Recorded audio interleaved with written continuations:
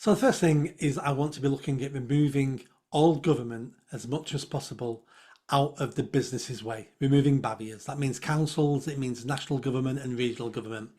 I don't want to interfere. We need certain things like protecting workers' rights and some environmental issues. There's certain things I agree with. We need to have those barriers there, but everything in between. Let's free up businesses. Let's give them the incentive to innovate and to invest. I want to start cutting all the forms and regulations they have to fill in. We've left the EU now. We should be able to scrap so many things. I want a bonfire of red tape, which the Tories promised over the last couple of years and haven't done.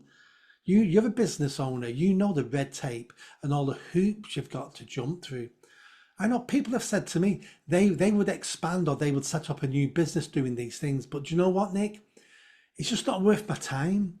It's not worth it. You know, I'm 50, I'm 60 now. I'm getting close to retirement, and I don't want to retire, but I can't be bothered. I feel like I'm being punished all the time when I'm trying to create new businesses and create new wealth and give people jobs. I'm being punished all the time, and I don't need the money anymore now. So I'm just going to stop. Mm. They're the people we need. And then we're looking at here's a great example. What we're going to do about our dying high streets. No one's ever come up with a plan. And the reason why we haven't come up with a plan is because governments can't come up with competent plans. How stupid are we to think the government is going to improve the high street and save the high street? The government can't run any department to a decent level.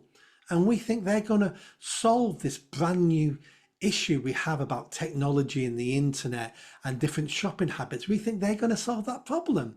Absolutely not. What we need to do is we need to go to the market. We need to say, right, this high street, we're going to dramatically reduce planning permission so you can almost do what you want. And we're going to let businesses take a chance here. If you think you can make money out of this shop, well, go ahead. Go ahead. If you work, fantastic. If you fail, you fail. But we keep having governments saying, we're going to subsidize you to do this. We're going to subsidize you to do that.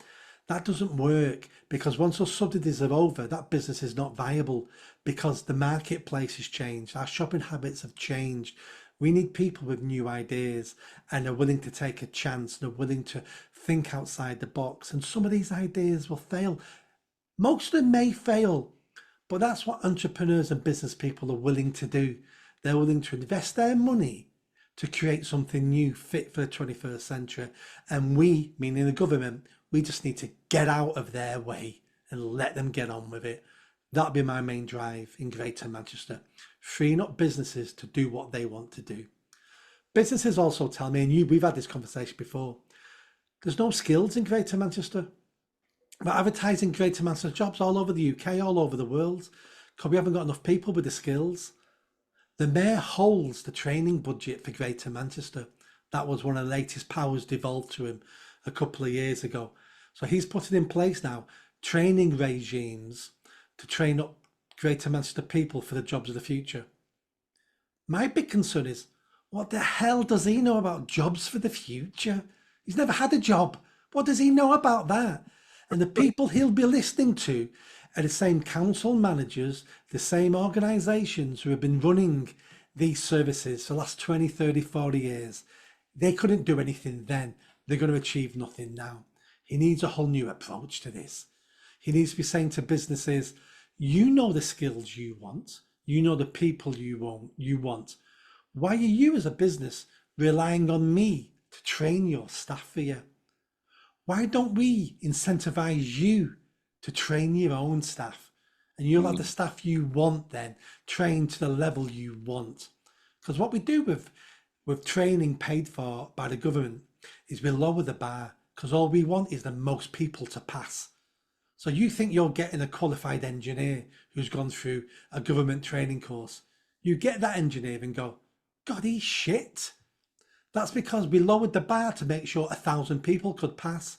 But if you ran your own training course, or someone else in the market knew their reputation depended on the quality of the people they passed the course, they wouldn't care if 50 people passed the course, because their reputation is on every single one of those 50 trainees.